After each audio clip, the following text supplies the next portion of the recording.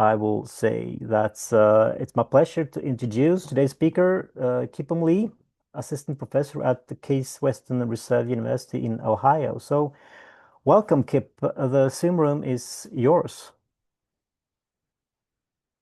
Good afternoon, good morning, and I don't know if we have any evening.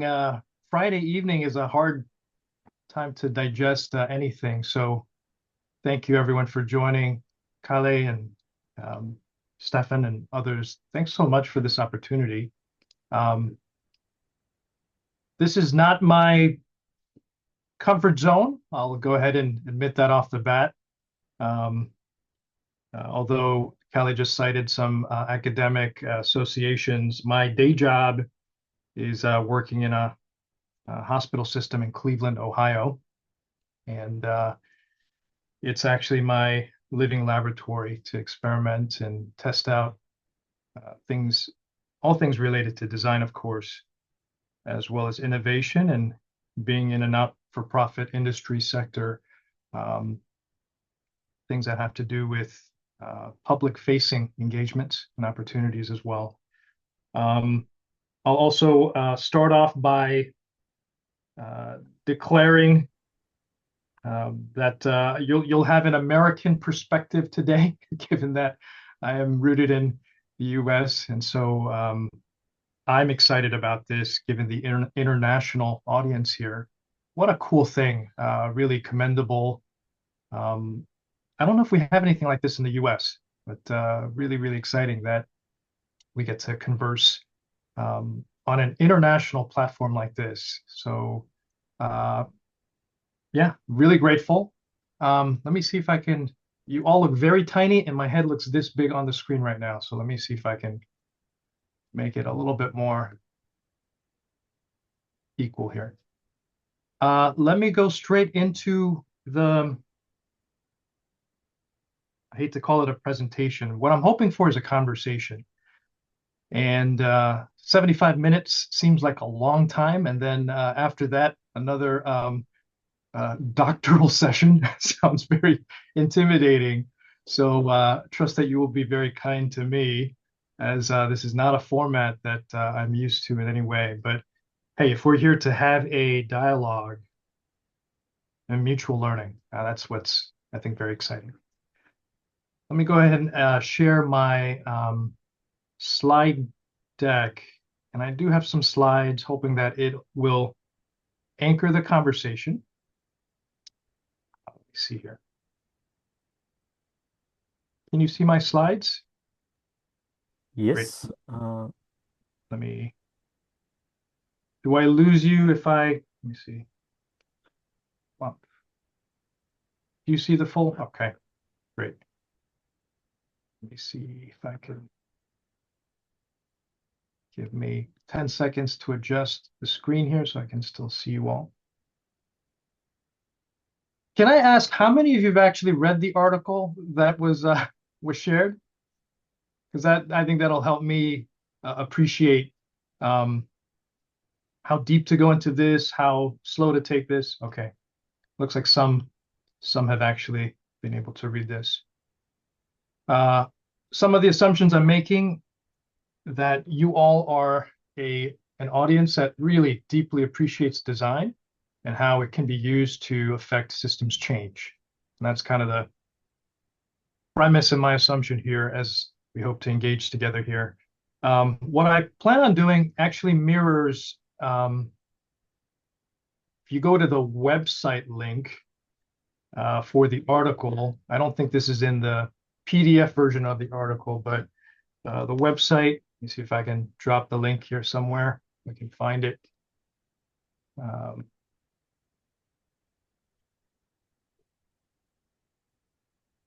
The website actually has highlights, and more or less I intend to follow this structure. If you go on the website, the highlights include 5 bullet points, starting with the opportunity for clarification. What is fourth order design? And my argument really starts with problematizing what fourth order design is, might be, to say, I think it's really oftentimes misunderstood. And that's really the launching pad for my own inquiry in that article. I wrote the article last year during our kids' spring break. And unlike some of the other things I've had the pleasure of publishing, it just kind of happened all at once in a whirlwind in just a matter of days because um, I think sometimes it just triggers you when a topic or a theme is you think it's important enough to get it out there. And I don't know if anyone else outside of this room has read it really, but if I felt really compelled to make the argument because of just how critical an issue this is, especially for designers. And as we think about the interface between design in the conventional sense and systems design, I don't think we've, as a discipline, as a field, quite figured it out yet.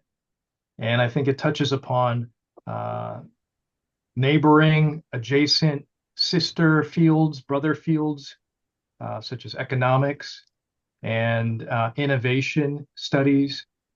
How do you tackle the daunting task of systems change and keep ourselves in check, given that such a statement is it can come off as having hubris. I don't take it for granted, even in my 33,000 strong health system. Uh, it's a pretty sizable organization that I work in. And what is the role of design? What is the role of a designer or even a set of designers? I have another article that was published in the same journal a number of years ago where I critique design for its tendency to um, operate with the framework of what I call a maker paradigm. And the idea of designers producing things, making things, putting things out in the world is really powerful.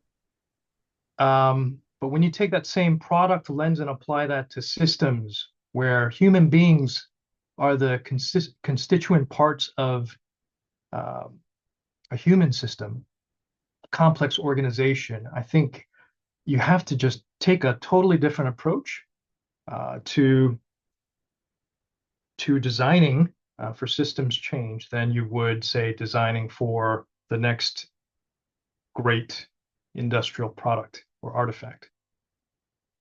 So I just noticed now that what I have on the slide is actually the same content on the website. So that's the structure we'll take. Fourth order design involving systems and environments. I think it's really misunderstood. So let's take some time today, since we have a lot of time apparently, to go into what the four orders are. I think that's a really important thing to cover. I'll try to do that in a way that is hopefully accessible. If you're not familiar with the concept or the framework, I hope it is helpful spending some time diving into it. If you are familiar, I ask for your patience, as I think it's a really important building block to establish the argument. Within this daunting field, topic, theme of systems change, some of the other synonyms that are often thrown around are, culture, complex environments.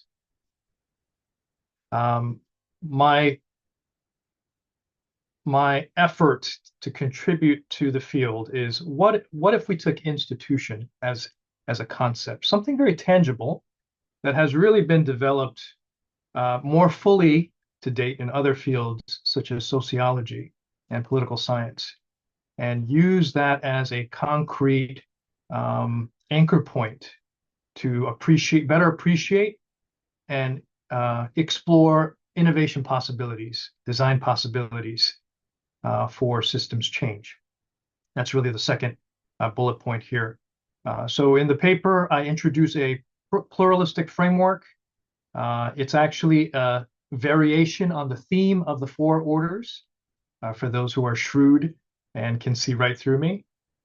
And then wrestling and grappling with some of those conditions under which systems change, or the idea of an organization or human system as a product, or something that human beings shape, is an extension, I think, for designers in how we might approach a big change like systems change through the lens of design. But there are, I argue, distinctives that we need to uniquely consider. And that's really the final part of the paper. It's a significant conclusion section.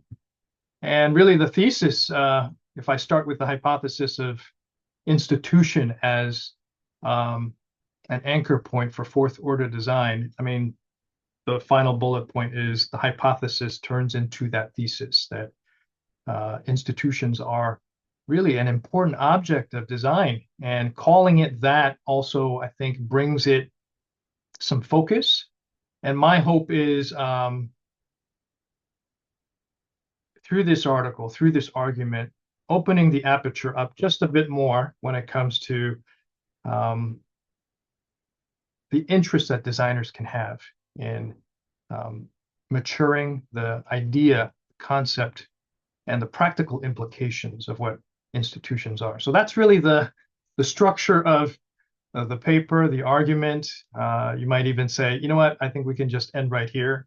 But thought I'd give you the cheat sheet, the table of contents, so to speak, before going through the paper and the argument. A little bit about myself. I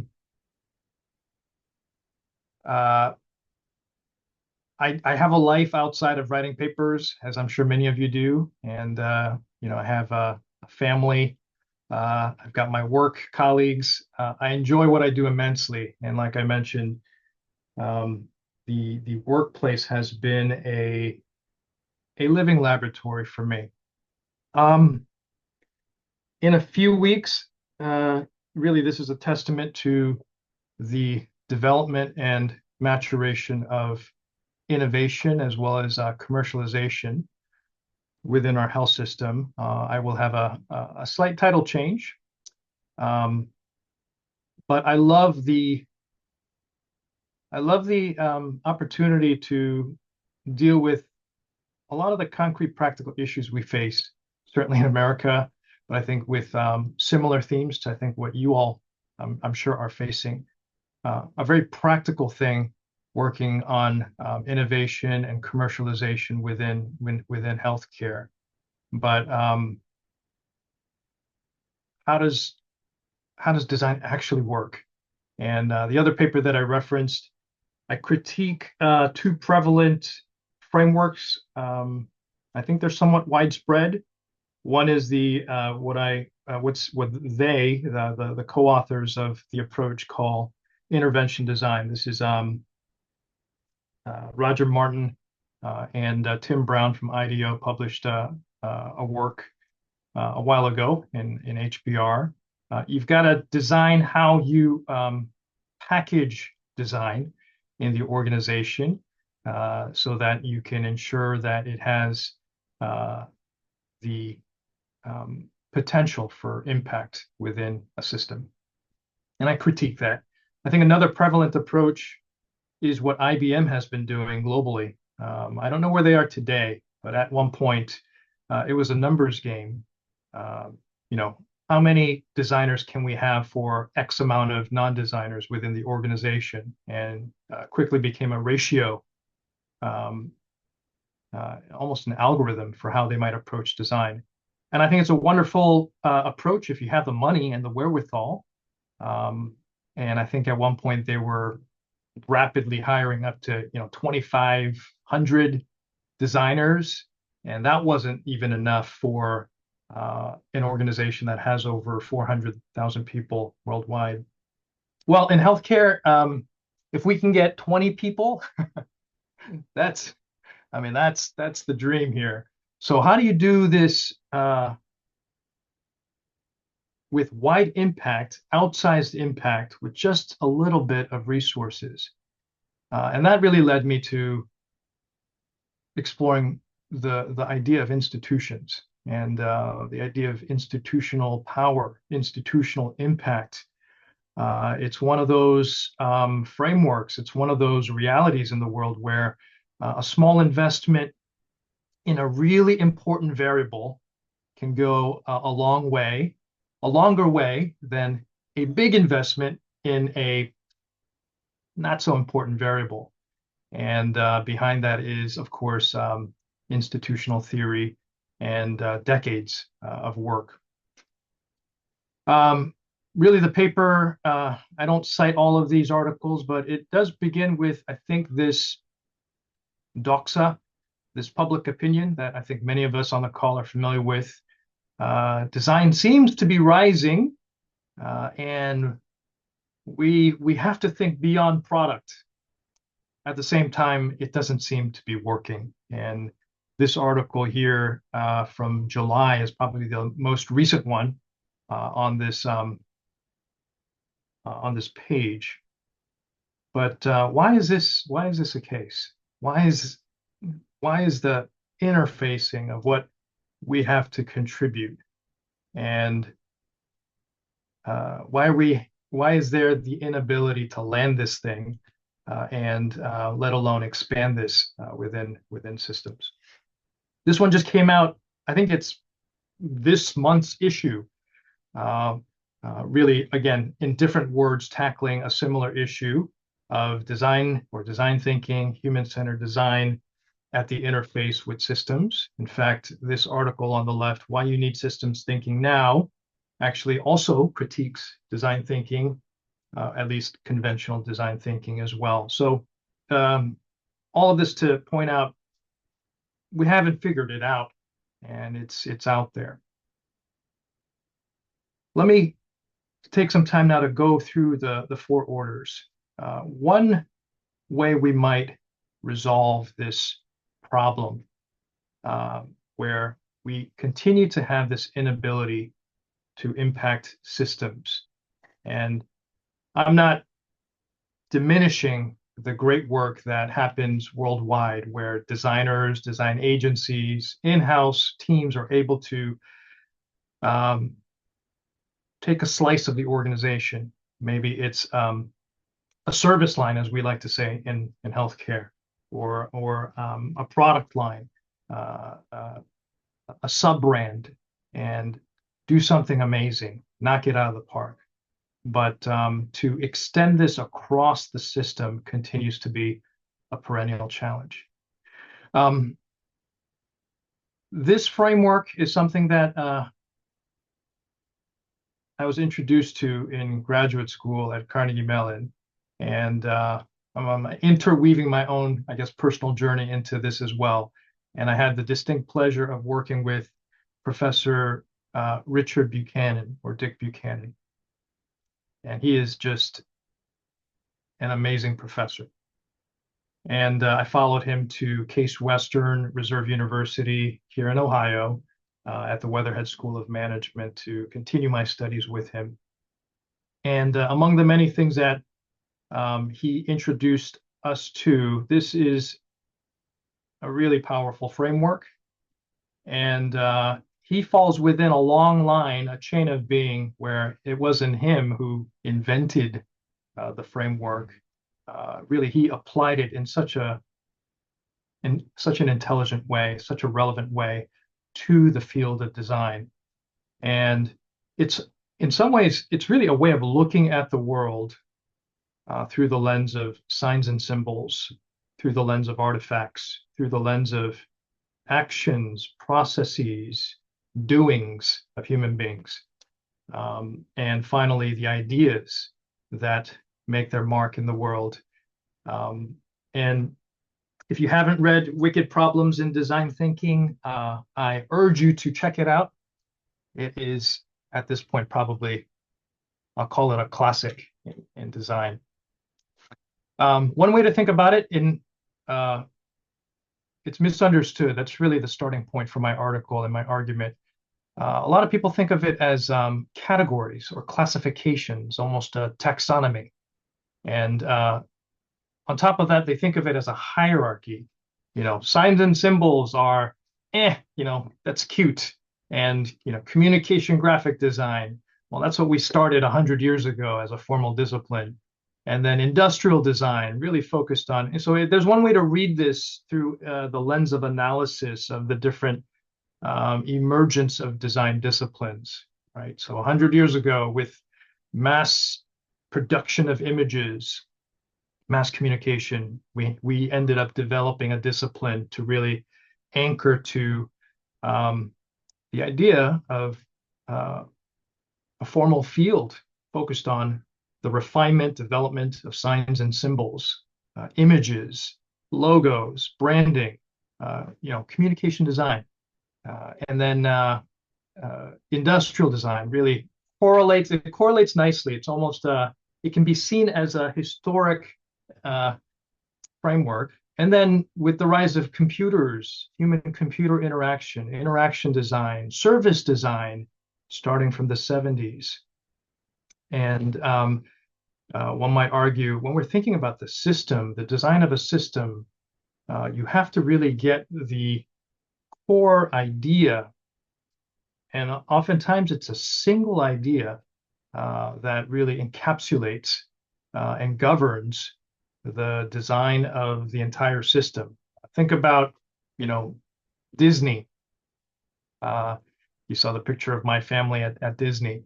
The idea of magical experiences. I once worked at Marriott International. And that's what led me to a fun conference with Stefan in Innsbruck many, many years ago. The idea of the Ritz-Carlton, which is part of the Marriott brand, as not a hotel, not a container, a space to rest, heads on beds, but a place for memory making. If you look at their tagline, Nike, we all know it's not just a shoe company. What's the essential thought, the idea?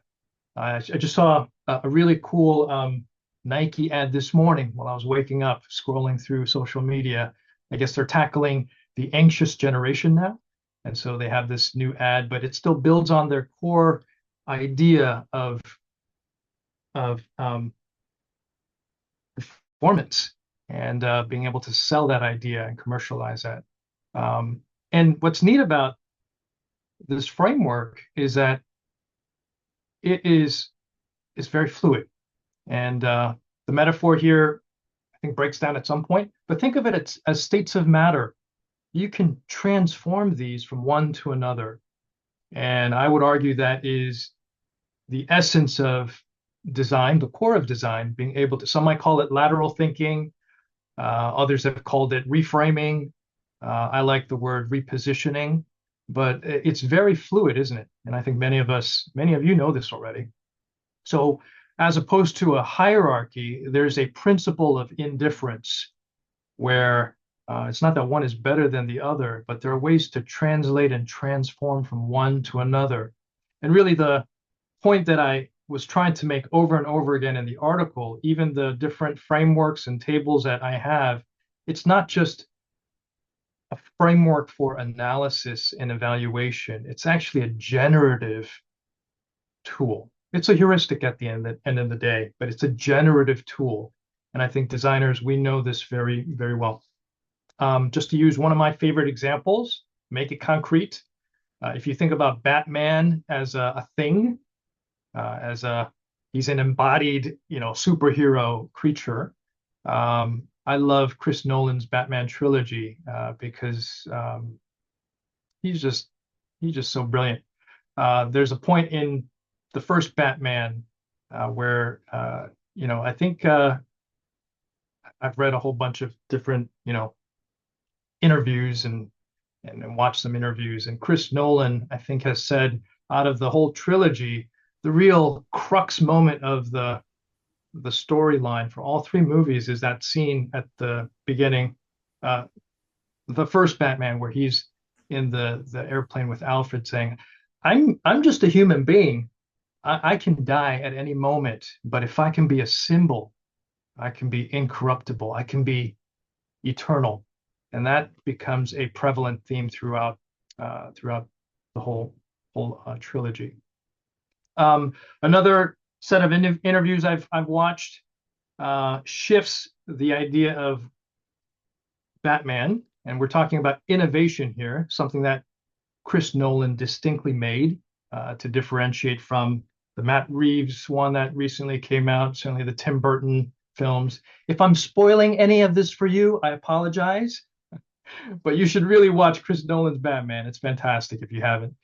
Uh, but one of the criticisms that they make that they want to do better and improve on, looking at some of the older Batman movies, was whenever Batman came out, it was so exciting. But when Bruce Wayne came out, you could hear the audible groan in the audience because he was so bloody boring, is what Chris Nolan and the team said. So, how can we make Bruce Wayne just as interesting, if not more interesting? And to get even more profound, it comes out in the movie as well. Who's the real mask in the story? Batman might actually be the real character, and Bruce Wayne is actually his mask. And just to make the point about thought as a place of invention, it's such a complex, intricate set of stories that Chris Nolan builds and weaves. But he says, I'm able to summarize each of the films with one word. The first one being fear. And if you've seen the first one, Scarecrow is the arch nemesis, the opponent, the enemy, the antagonist who embodies fear. Chaos just summarizes in one word the second film, the Heath Ledger Joker, Academy Award winning performance encapsulates, and that theme is played, and the variations of that theme are played out in that second film so wonderfully. And of course, the third has to do with Bane, the buff super enemy embodying pain. So to be able to articulate the essence of his system, or the systems of the three films with one word, I think is just really thoughtful. So this goes to show, hopefully in a fun way, how the framework can be used. For those who are philosophy buffs, this isn't just an arbitrary framework. It's actually deeply rooted and grounded in Aristotle and the Greeks. You're not surprised, I'm sure, where it's really it's a riff on the idea of logos, the idea of logos as the word. For those who might be familiar with Scripture, John 1:1, in the beginning was the Word, and the Word was with God, and the Word was God. That's logos, the word, the statement, the essence, the action, the thought. And also Cicero also takes Aristotle, his posterior analytics, and the four scientific questions that Aristotle has, the four causes of Aristotle. There's a theme here. And Cicero riffs on that and comes up with his own four rhetorical questions. And so as you consider this framework, begins with Aristotle, Cicero. There's a whole bunch of other philosophers, I'm sure, in between. There's a guy named Richard McKeon, and he's also referenced in the article as well. And that's I start with him just to keep it, I think, simple. And then Dick Buchanan. And what Dick does is he takes the philosophical rhetorical framework of these four placements, and he applies that to design, which is really cool. And so the four orders, are deep echoes are from the past.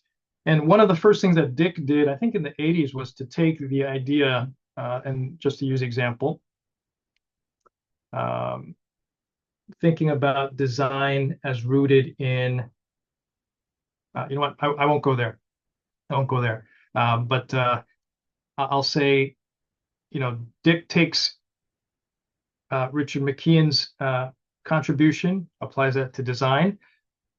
One way to think about this article and my argument is I'm trying to take Dick's framework and now drill down a little deeper, using the idea of institution.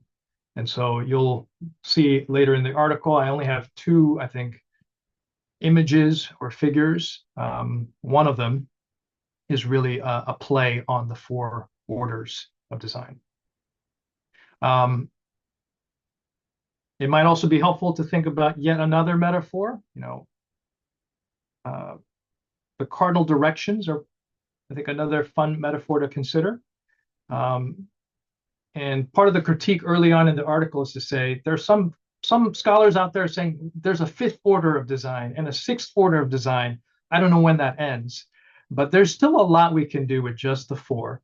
And I would go so far as to argue that it's actually exhaustive. And all of the systems related issues, transition design, how we relate to the environment, and humanity centered design, I think the framework is powerful enough to hold all of these emergent frameworks. And what's fun is not only thinking about the cardinal directions, but the intercardinal directions, where you get to then mix and match and riff to consider how things might shift when you put something into the matrix or the framework.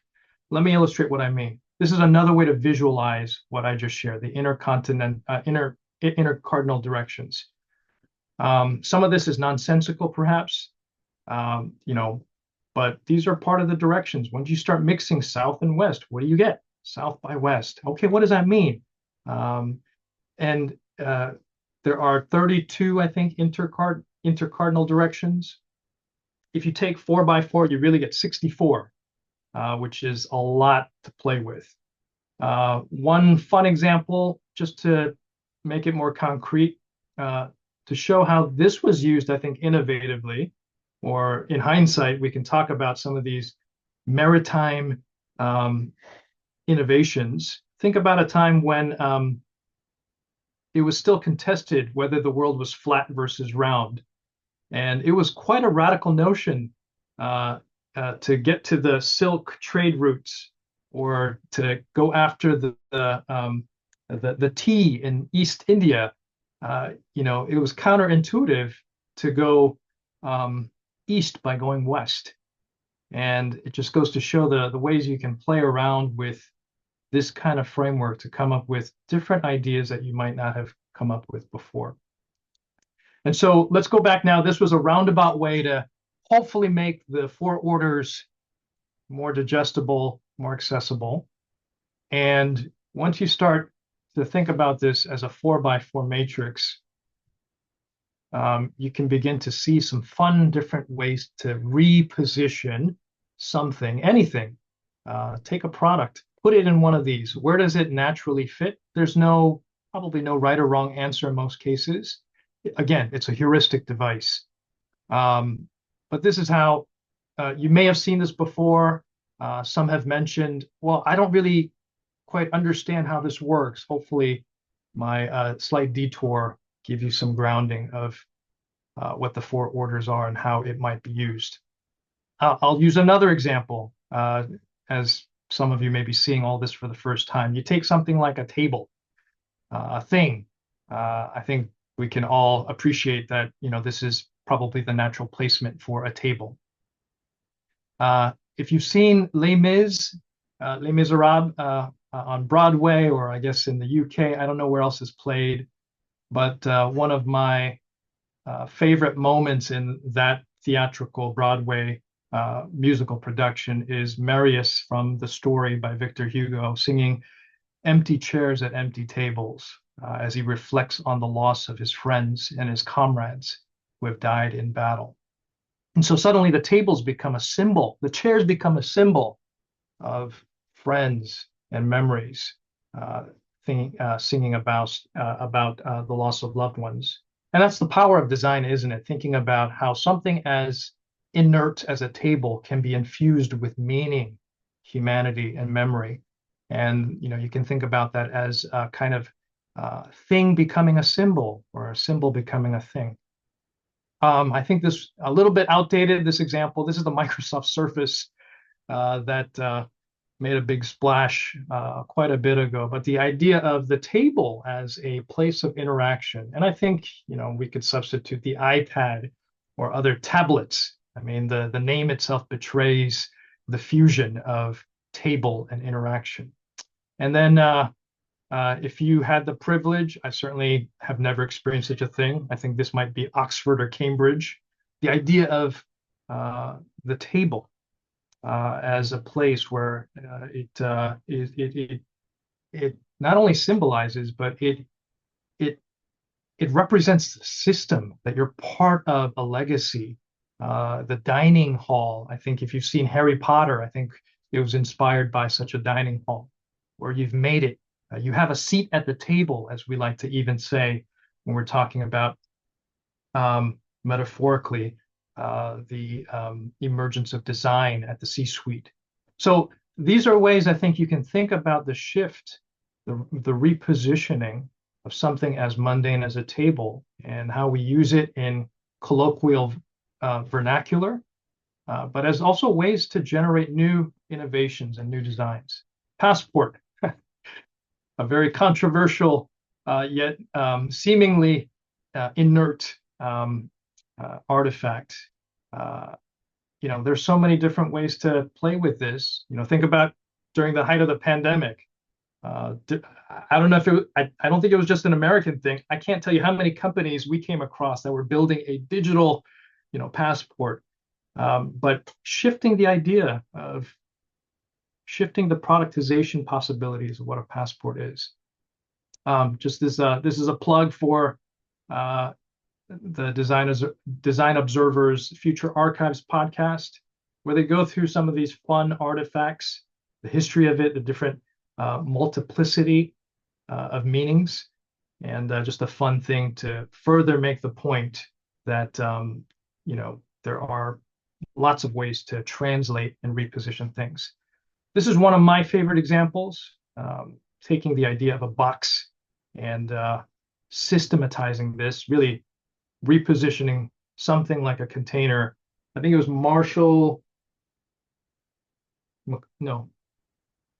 McLean.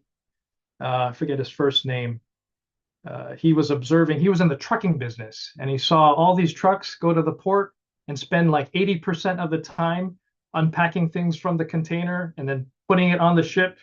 And by the time, the product had to be shipped, a lot of the things were rotting because of the bottlenecking of just taking out, re-putting in at the shipping yard. And he said, what if you just took the container and put it on the ship? And that's, of course, revolutionized the shipping industry and life as we know it because of that.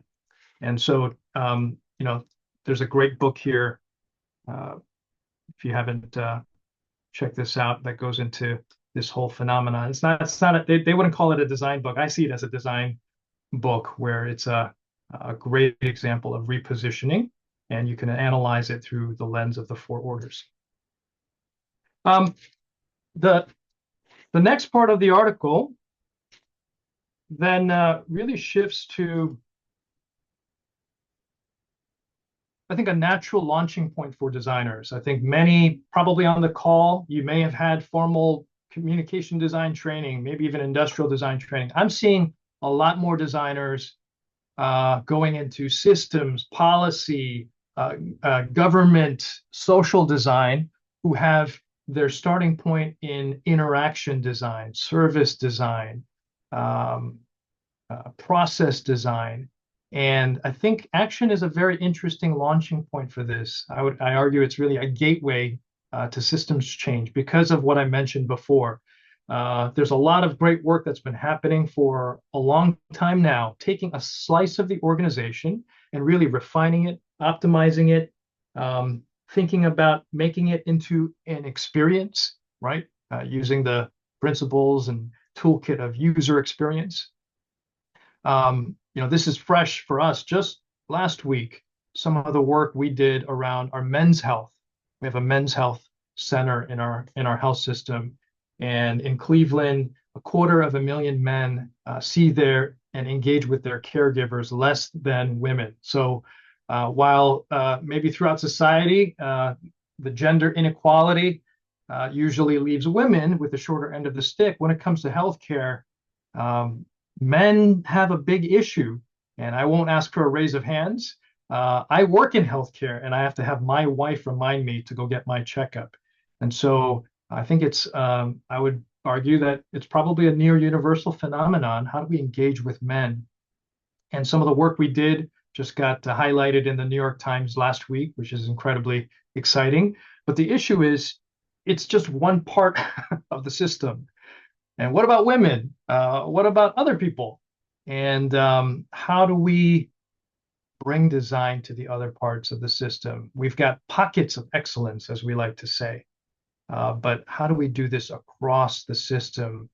And so one of the things we've been working on the past 2 years is take the best of the men's center work and how do we amplify that for our enterprise customer experience efforts?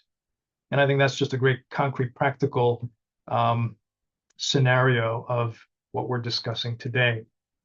Um, the point also that I am trying to make is you don't have to just pick one. In fact, the argument here is if you can actually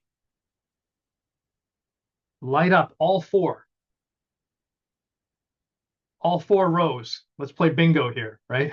Or all four in the column, I think you increase the chances of success, of resonance.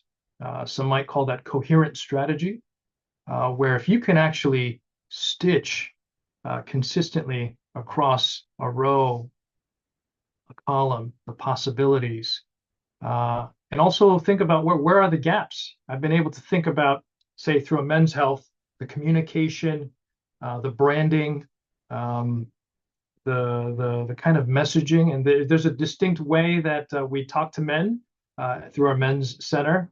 It's called the Joe program, where we say, "Hey, dudes, what's up? You're Mother's Day's coming up. You better have gotten something for your mom or your wife or your sister." Um, but what else could we be doing? So thinking about the artifacts, what can we make that's tangible for people through the website, through things that we send as gifts, the materials that are produced. What are the actions, the interactions, the behaviors? And then what is the governing idea of the men's center? So if you can have a comprehensive approach, that's also the power of the four orders here. We've done something with, it's actually the same department, urology, where our men's center sits. It's been published as well. Incredibly exciting. You wouldn't think that surgeons, maybe things are different outside of the US. I'd like to think they're different. But in the US, sometimes when you think about surgeons, surgery, it's a very highly technical thing, not the most compassionate practice within the health system. But we've been trying something, experimenting something called the compassion pause.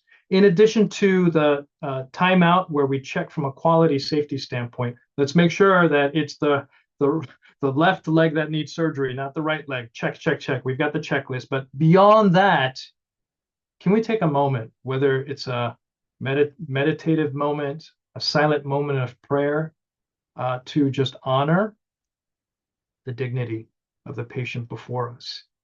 And mind you, the patient who is, about to get the surgery procedure, he or she's already passed out, right? Sedated, not even awake or aware. But this is it's really for the caregiving team, and to be led by the surgeon has been unbelievable from a cultural standpoint. And the funny thing is, even though the patient is not aware or hearing about this taking place, they know about this, they hear about this. And thinking about this as a differentiator, all things being equal, you probably have heard of the Cleveland Clinic. There are, neighboring health system, rival in many cases, and we've got two other health systems. You go to there, you go to us, you'll get hopefully clinically sound, technically sound care. But wow, what are you guys doing at university hospitals? You really care for your patients and you're doing this? It's just a powerful new product offering differentiator. and you can analyze it, through all four dimensions as well. I won't go into the details, but it's just a great example. Now, why should we care about institutions? I think what's so important is when our institutions fail us, healthcare, I'm providing some healthcare examples because that's my world. It's not just disappointing or annoying, but it's really deeply violating. And you may have heard of the Luigi Mangione incident in the US, killing a top executive at United Health, one of our commercial, insurance companies. At places like Providence, big health system, faith-based not-for-profit out in the west side of the U.S. Are they taking care of their patients? They're supposed to be, as a not-for-profit, taking care of patients regardless of whether or not someone can pay. And I think that's what we have at stake here, these institutions that human beings are part of. And I challenge all of you on the call. None of us, I think, are free from the associations with an institution. And it might be even near impossible as a human being to survive without some connection with an institution. And really, that's the next kind of thrust of the argument. What we're seeing, I think, played out at large societally is what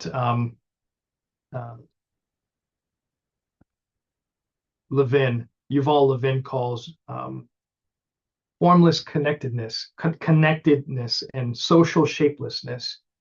We're as connected as ever through social media, technology, allegedly, right?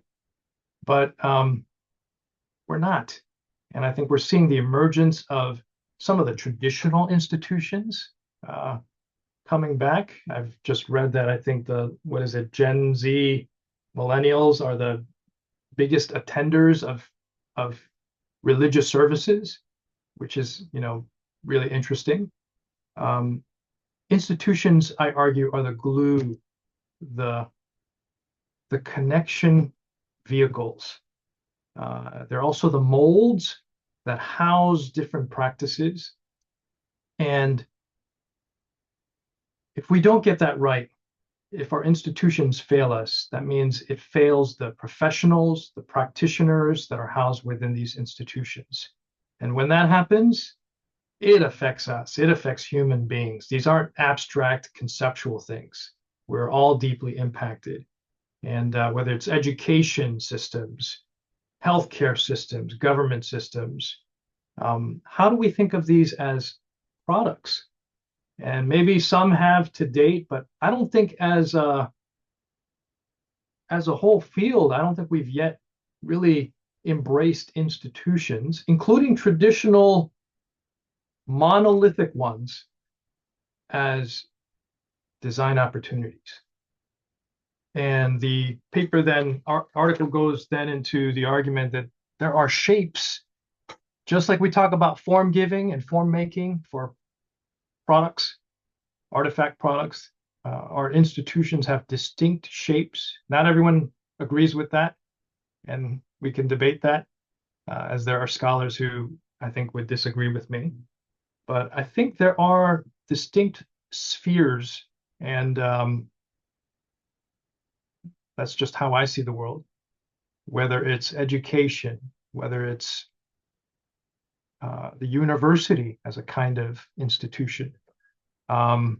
Startups are a kind of institution.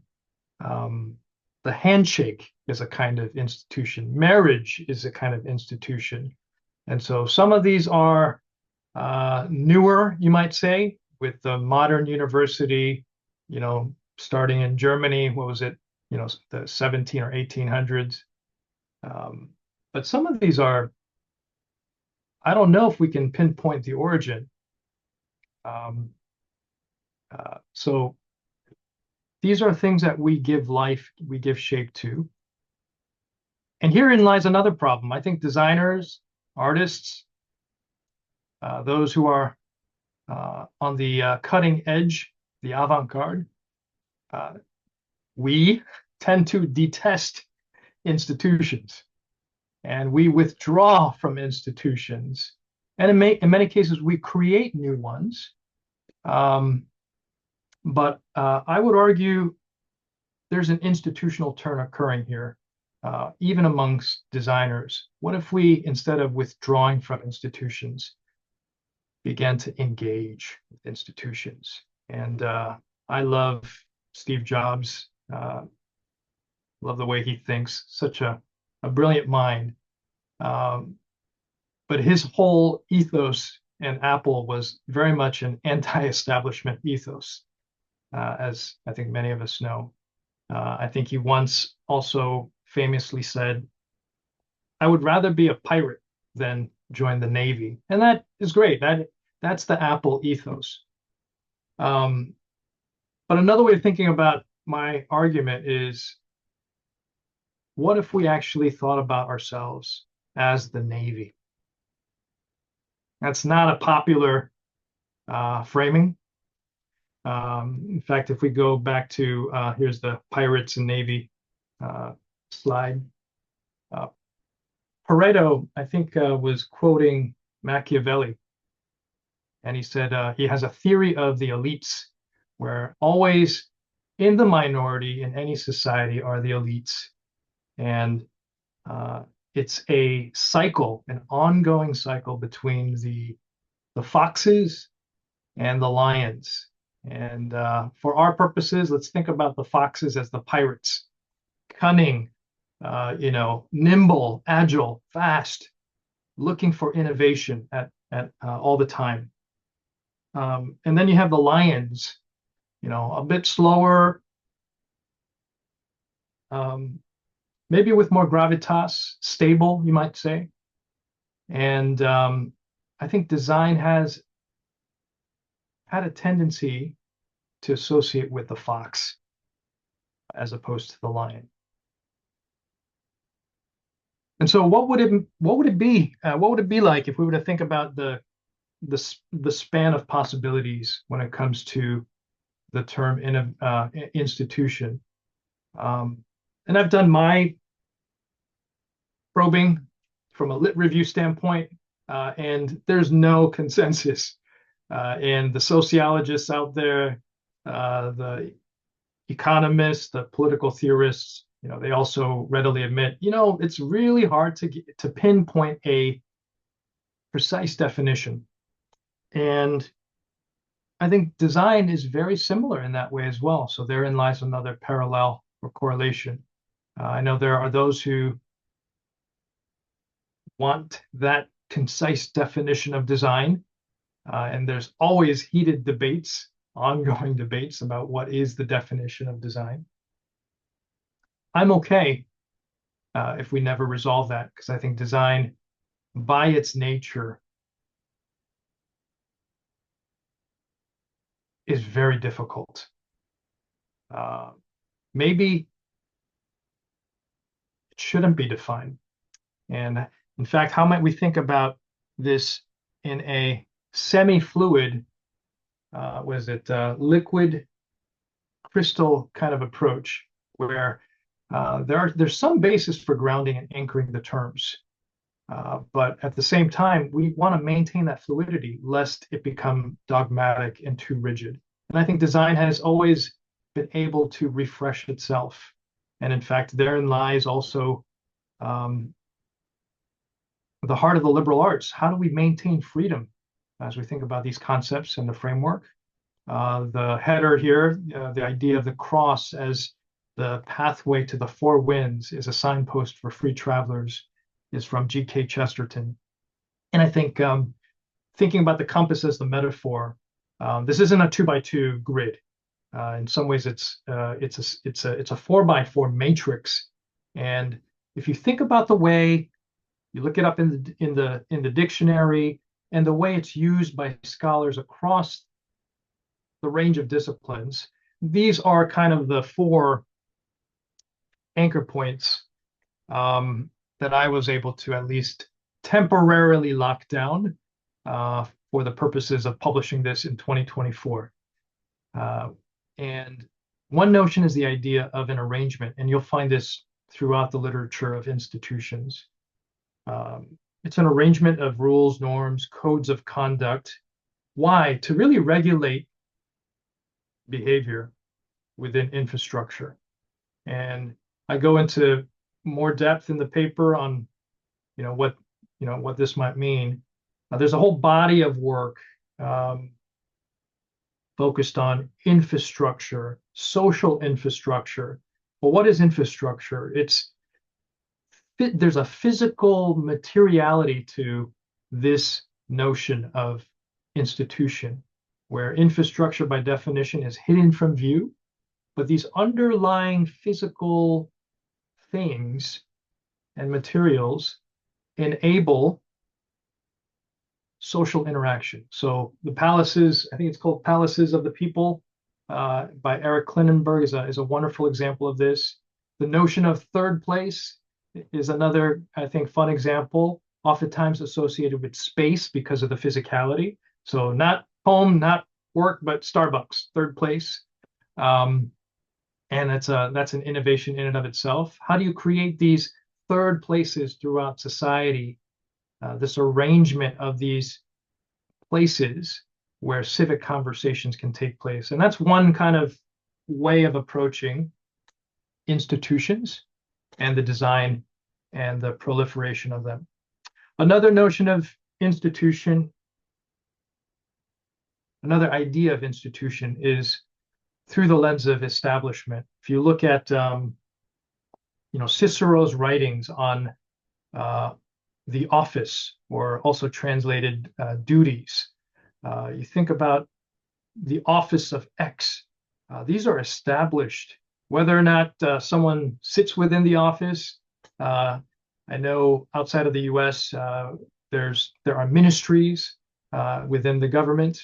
There are powers that be that establish these offices, these ministries, and there's privilege and there's authority. And these are arenas of public life where politics also fits within these domains very naturally. And one of my favorite scenes from Band of Brothers, I think it's the last episode, where someone who used to train the soldiers is of a lesser rank, and one of the people that he trained is now a major. And instead of saluting his superior, because at one point his superior was of lesser rank than him, the guy just passes him by, and the superior ranking officer says, hey, hold on a second. We salute the rank, not the man. And that's another way of thinking about institutions as these cultural productions of power. My reference before about, hey, how might design with 5 people within a large system actually effectuate change by focusing on important variables as opposed to non-important variables. The third idea of institution has to do with development, and the university, I think, is a great example. These formative environments where some might argue it's you go to university to get a better career at the end of it as an output, but I think hopefully many of you on the call who are part of the faculty of universities, I mean, these are places of learning, and in spirit, the original impetus and driving principle is how can we make humans more human through the environment of these formative systems. And finally, enactment. There's a narrative at the cultural, maybe even societal level, where there are enduring values, principles, and myths. If we were alive back in the Greco-Roman world, I think, irregardless of our occupation, we would all be very familiar with the story of Achilles, the Odyssey, the Iliad, and now those who are doing classical studies are probably the only ones really familiar with it. I guess the equivalent might be in the English world, Shakespeare, and we still teach it, right? We're still teaching Shakespeare in school. Why is that? There's a shared common language a shared set of stories. I think it was Christopher Hitchens, the atheist, who actually wrote a very interesting article in, was it Variety or Vanity Fair a while ago. And he said, I lament the fact that the English-speaking world no longer really no longer has biblical literacy. And this is an atheist. So he's talking about the social implications. There was a time, the Battle of Dunkirk, if you've seen another Chris Nolan movie. It's not in the movie, but historically, when the British soldiers were stranded at Dunkirk, they sent a message to the homeland. And the message, does anyone know what the message was? It was 3 words. It was, but if not. But if not. So what is that? What is that supposed to mean? But the people of England knew right away what that was. It's a reference to the book of Daniel. I think it might be chapter 6 or 8, where the friends of Daniel are about to thrown into the fire by King Nebuchadnezzar. And they say, if you throw us into the fire, our God, he might save us. But if not, we will still not bow down to you and worship you.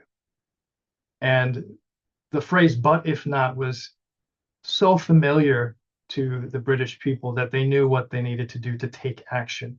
And so that's another example of enactment. There's a shared narrative where they are able to draw down, we're able to draw down from this. I don't know what we have in design. We might have some shared narratives, but that's the power of institution as enactment. I know I have just a few minutes left. This is just a riff. Again, another example using the idea of an office. I think still somewhat contested today. I think the conversations, debate, at least where I am in the United States, have been, are we going back into the office? Are we staying remote? Are we going hybrid? And has anyone done the study of productivity? And there seems to be all sorts of different, peer review articles coming out. What if we can rise above that conversation instead of just productivity, instead of top management is calling us back into the office and I resent that. I'm going to leave now and find another organization, or forcing things by hand and not really being considerate of what people are going through. I mean, families are at stake, and dropping kids off in the morning, and some of the habits that we've, acquired during the pandemic. Well, there was once a time, going back to Cicero's, I don't know how to pronounce it, it's The Office, translated in English. There's a different idea of what the office can be through the lens of establishment, through the lens of enactment, through the lens of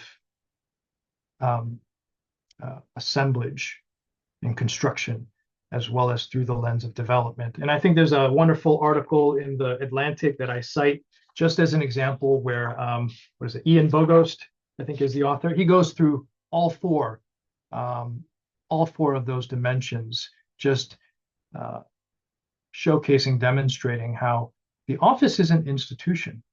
And it's just a fun framework.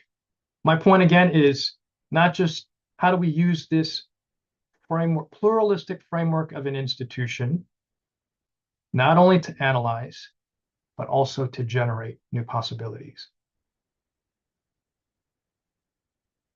And the conclusion of the argument ends with 2 thoughts of how we must take a different approach as designers when it comes to the shaping of institutions. And I also want to point out that I use the term institution and human systems interchangeably. And 2 ideas to really leave behind for further discussion and for smarter folks to tackle going forward. But one is the idea as complex objects. Organizations, yes, are shaped by human beings, but they also shape us. And some have published on this. If you're familiar with the work of ontological design, we're talking about something very similar. And so not only are organizations things that we form and shape, they're also formative systems that shape us. And that is tricky. And this is a fun, love this quote by David Foster Wallace. The fish asking what is water is, there's an ignorance oftentimes. How do we as designers have that? What is that in filmmaking, the fourth wall, right? Is it the fourth wall where we got to be able to look at this objectively at ourselves in some ways from the outside in? Can we recognize our own limitations when it comes to the shaping of human systems and institutions, when our own biases, our own ways of thinking, including worldview, are already shaped by the system itself? And in institutional theory, there was once a time when the idea of the entrepreneur, institutional entrepreneur, was a very core concept. It still is, but it's also evolved because there's been a recognition that you can't just focus on the agent in the shaping of structure. We have to grapple with the fact that the agent is also shaped by the structure. And I think designers have a tendency to approach the interaction between design and systems, design and products, unidirectionally. Right? We're in the business of form giving and form making. I have an idea. I've got a blueprint. Now I'm going to inject this blueprint upon the world. Whereas no, you're making the blueprint maybe at first, but you're also part of that blueprint, and that really complicates things. And so I'd love to see designers as a field approach this more humbly. The second point that I think is significant is the fact that in human systems, in institutions, the materials, they push back. And it's definitely related to the first point. To think that we have a blueprint, we can impose this on people. And isn't this also the perennial challenge of management? If only the people would do what we want them to do. I mean, we can solve for our system problems. The materiality, and I even hesitate to use that term. Think about the term human resources and just what that means. We probably need a better term. Yes, the human beings in the institutions, in the human systems, are the materials, are the constituent parts. But it's very different from the steel alloy of your iPhone. And so we cannot approach institutioning or institutional building in the same way we would approach product development. I think there are definitely things that we can take and apply. Also, there's a whole bunch of other things we're going to have to think about differently. So those are kind of the two really significant takeaways when we think of the design of human systems and institutions in the fourth order. I know I've got, 2-3 minutes left. This is just making the same point. We're the product. We are part of the matrix here.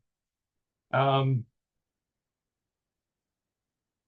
have a very strong perspective on human-centered design, and there's a lot of, I think it's really in vogue right now, very popular right now to talk about anti-humanism, transhumanism, beyond humanism in the design field. And as it might not surprise you, it doesn't originate in design. It's been going on in other fields that have been pioneering that kind of approach for some time.